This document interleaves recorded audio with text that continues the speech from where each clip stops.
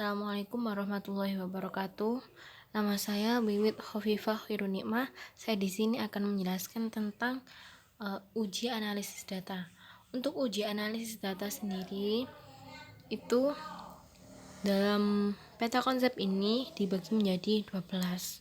Nah, yang pertama kita akan membahas tentang uji normalitas. Uji normalitas adalah uji yang digunakan untuk mengetahui kenormalan sebuah data. Nah, dari data-data tersebut dilakukan uji normalitas dengan catatan bahwa semua data belum tentu terdistribusi normal, makanya harus melakukan uji normalitas. Nah, uji normalitas sendiri termasuk sebagai syarat untuk melakukan semua uji dalam analisis data. Selanjutnya kita langsung berpindah ya ke uji homogenitas.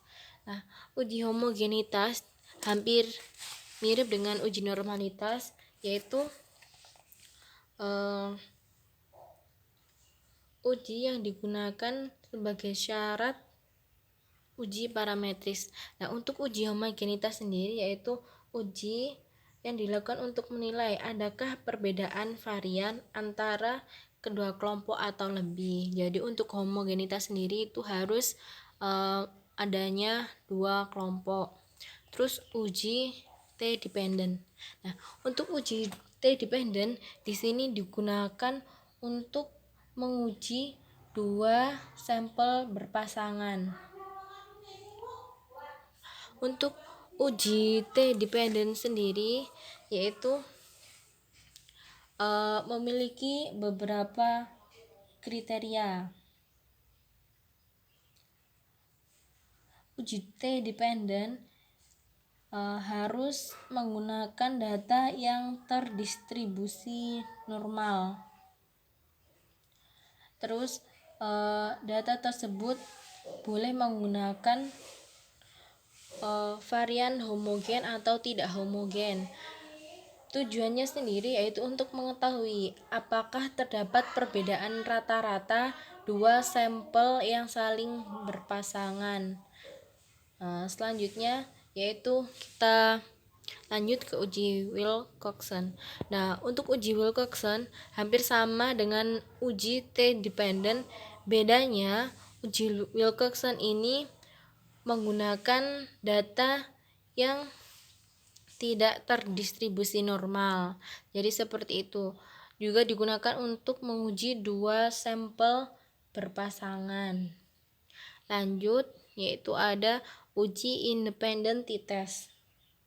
Nah, uji independent t-test di sini yaitu digunakan untuk menguji dua sampel yang tidak berpasangan, yaitu tujuannya mengetahui adakah perbedaan antara dua sampel yang tidak berpasangan. Nah, untuk uji independent t-test ini N kurang dari 30, yaitu jumlah data kurang dari 30. Terus data harus memenuhi asumsi normalitas, boleh homogen atau tidak homogen. Selanjutnya yaitu uji Mann-Whitney. Nah, uji Mann-Whitney sendiri sama halnya dengan uji independent t-test. Uji Mann-Whitney digunakan untuk menguji dua sampel yang tidak berpasangan. Uji Mann-Whitney yaitu memenuhi boleh menggunakan data berasumsi tidak normal. Seperti itu bedanya. Tapi untuk Mann-Whitney sendiri dari dua kelompok tersebut boleh menggunakan anggota kelompok yang tidak seimbang atau tidak sama. Selanjutnya yaitu untuk uji korelasi. Nah, uji korelasi di sini digunakan untuk mengetahui ada tidaknya hubungan, terus tingkat keeratan serta arah hubungan. Dikatakan searah apabila jika X besar, Y juga besar. Dikatakan tidak searah apabila X besar dan Y kecil. Nah, untuk uji korelasi sendiri itu dibagi menjadi dua. Ada uji korelasi Pearson dan juga uji korelasi Spearman. Uji korelasi Pearson ini digunakan untuk data yang terdistribusi normal, sedangkan untuk data yang tidak terdistribusi normal bisa menggunakan uji Spearman. Lanjut, uji linear regresi. Untuk uji linear regresi di sini digunakan untuk mengetahui ada tidaknya korelasi antara variabel independen dan juga variabel dependen. Nah, untuk variabel independen pada uji linear regresi di sini disebut sebagai prediktor, sedangkan dependen disebut sebagai efek.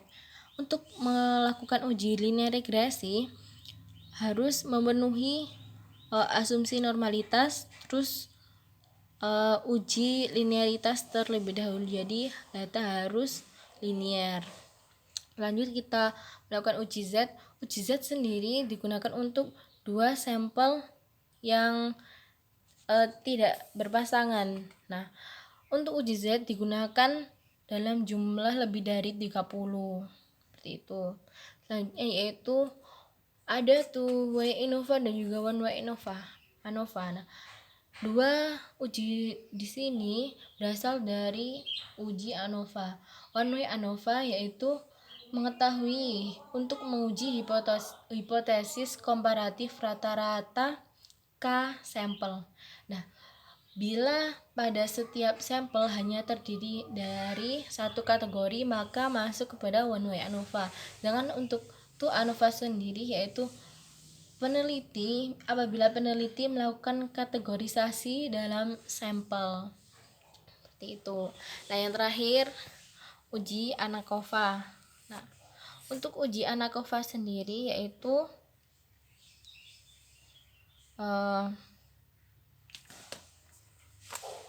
uji ANACOVA yaitu menguji perbedaan rata-rata skor variabel dependen dari dua kelompok atau lebih dengan mengontrol satu atau lebih variabel lain yang datanya berwujud skor.